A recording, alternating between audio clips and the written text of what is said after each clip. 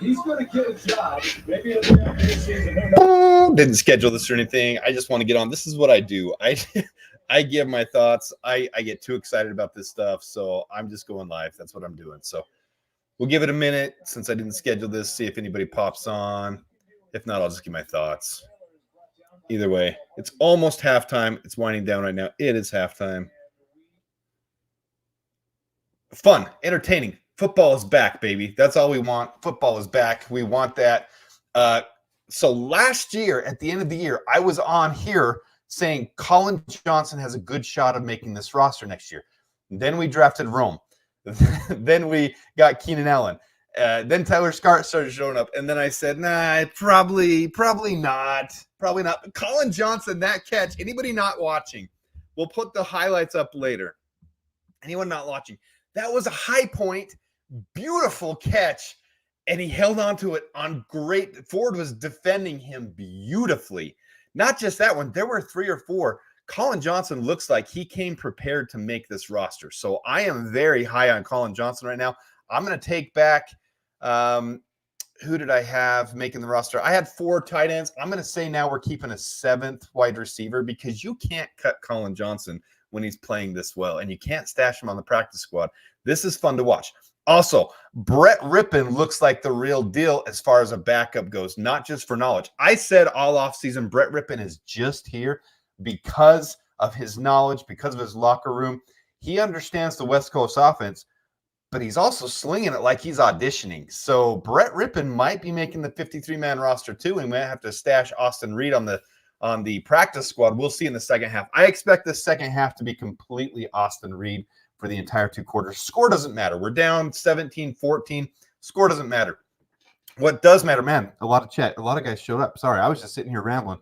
Appreciate all you guys for tuning in. Jinx, Antmus, Eric Harper, Chad Wessels, Blake, Roosevelt Davis, Andy Anderson, Chad Wessels, Fishing 702, DeHarius Bear Gooch, Eric Harper, all of you guys, bear down, claws up, bear down. I'm just going to give my ramble of 5 minutes of thoughts on the first half of the game. Not impressed with our offensive line. Guys, I was wrong on our salary cap, though. I had someone down wrong. I had DeAndre Swift's down wrong. I have a huge apology to make to you guys. We don't have as much cap as I thought we did. We're sitting a lot thinner. That's why we haven't gotten Connor Williams. I'll make a video if we need to. I'll probably just do it on Free Talk Tuesday because then I can just include it on everything. I was wrong on our salary cap. Unless we make a huge cut, we can't afford Connor Williams going into the season with the buffer that he likes. So I am concerned about this offensive line. I know it's backups. I know it's just the preseason. I know it's the Hall of Fame game. I know this doesn't matter. I get it, but I wanted to see more out of him. But I did like Brett Rippon's poise as a backup. So I like that even more than Tyson Bagent. Yes, and guys, I've never been the hugest high guy on Tyson Bagent. I want to see him ball out so that we can maybe trade him later. But that aside, Brett Rippon looked really good. Colin Johnson looked really good. I loved seeing Jamry Croma and Austin Booker as bookend defensive ends. That was a lot of fun for me. They got a little pressure, but I wanted to see more. And the biggest reason, here's your analysis. Here's the biggest reason. You've got to have that 3-tech in this defense to create pressure. Zach Pickens, not cutting it. Byron Cowart, not cutting it. We don't have anybody as a backup. That's where we were talking about all offseason. Who's going to be the 3rd? Who's going to be the 4th defensive tackle? We don't have one. So it looks really bad. There's no pressure without the interior they're getting in. I mean, they've been sitting back there all game. So I need to see a little more pressure, but you're not going to see that from the backups. This is going to have to wait until preseason game 1, 2, 3, or 4, whatever you count as 1, 2. So 2 or 3. Maybe even have to wait until we play the Chiefs as the last preseason game to see who's really out there. All right, beautiful. Man, no, I don't think Bayless is hurt. He had slight. I think they're holding him. You don't want to. He's such a valuable weapon. He's been talked crap on so much this offseason. He is such a valuable weapon for this team. I don't think you'll see Tyler Scott the rest of this game either. Very limited. I'm excited to see in Hard Knocks what footage they got out of that, what audio, because he was mic'd up. I want to hear that stuff. We're not going to hear it until you get to Hard Knocks, though. But Bayless, as far as I understand, they're just not playing him because you don't want to get him hurt. He's too valuable to this team. All right, back up second. Okay, I agree with that. But in the second quarter, they started playing better. They were swarming a lot better. We have to remember, This is the Hall of Fame game. It's preseason game. This is really just about getting your feet wet. And even when I say Austin Booker and Jamry Chrome on opposite ends, remember, they're both rookies. One's a drafted rookie, one's an undrafted free agent rookie. They're both rookies. You're just getting feet wet this first game. So that doesn't really matter. I want to see them get that confidence from this game, though. All right. Why did they return the kick from the end zone? Because that's what you're doing this game. It doesn't matter. You're trying to get the experience. So that's all it is there. Get Austin Booker. He was in a little bit. Number 94. He looks tall, long legs. I didn't see Jason Kelsey's hat. I wasn't paying attention. Ooh, I missed it. In the chat, put what was going on there. Yeah, this is the practice squad third string. I agree, Greg B. I agree completely. I'm not worried about the score. I want to see players that stand out. And so far, that's my analysis. Colin Johnson stood out. His route running, his high point, his hands, everything looked really good. What's the Kentucky tight end's name? And guys, when I get on here, I'm usually pretty solid about this stuff. Anyways, the Kentucky undrafted free agent looked really good as well with his route running. He did drop one. He's the one who fumbled that catch. He caught it and fumbled. They ended up funneling it back, and Jermaine Carvin ended up recovering it. So that was fine. And then he ended up getting the touchdown at the end of the second quarter. So that looked good. But yeah, Sweeney, that's his name right there. Sweeney. Carlson looked good. Sweeney looked good. Colin Johnson, though, to me was the biggest standout. Yeah, you guys are right. Sweeney. Let's see. I know this is very early in the season, but if any of the Bears defense starts going down, I'm not either, guys. But remember, this is the Hall of Fame game. And I even said Austin Booker won't be tight end or won't be defensive end 3 until week 4, 5, 6, 7, 8. And he could possibly be starting by week 13, 14. The reason for that is rookies have to get their legs under them. That's why these preseason games are important. So I'm not over freaking out about anything here.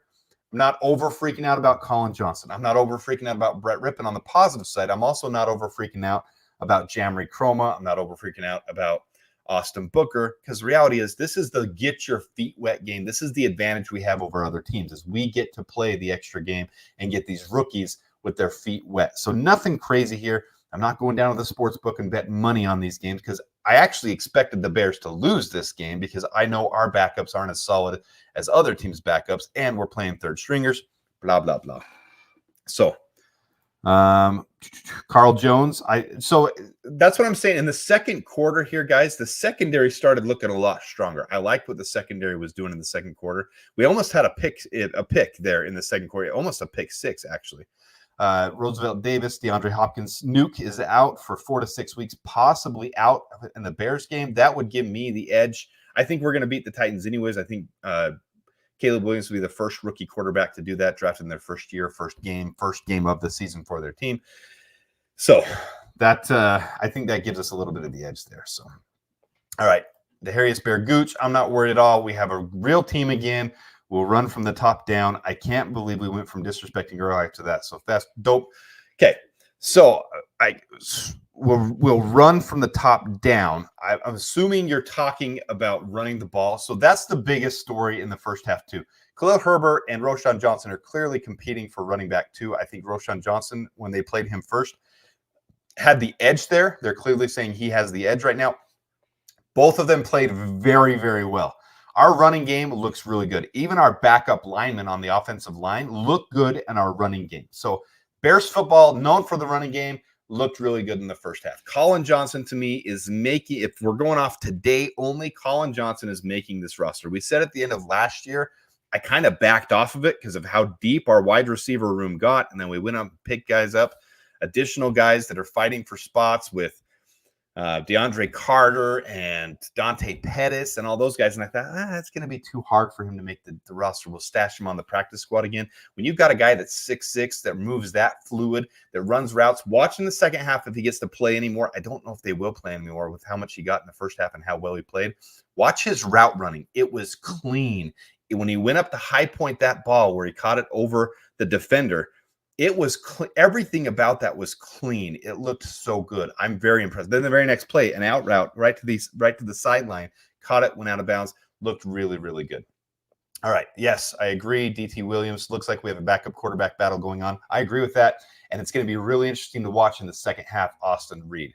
So, all right, I'm gonna wrap this up. I really just wanted to pop on and give my thoughts. This is what I do, the thoughts and analysis type stuff. I just like to spit it out and get out what's going on there. I know you guys are excited. This is a lot of fun. I was reacting to that game like it was a season game.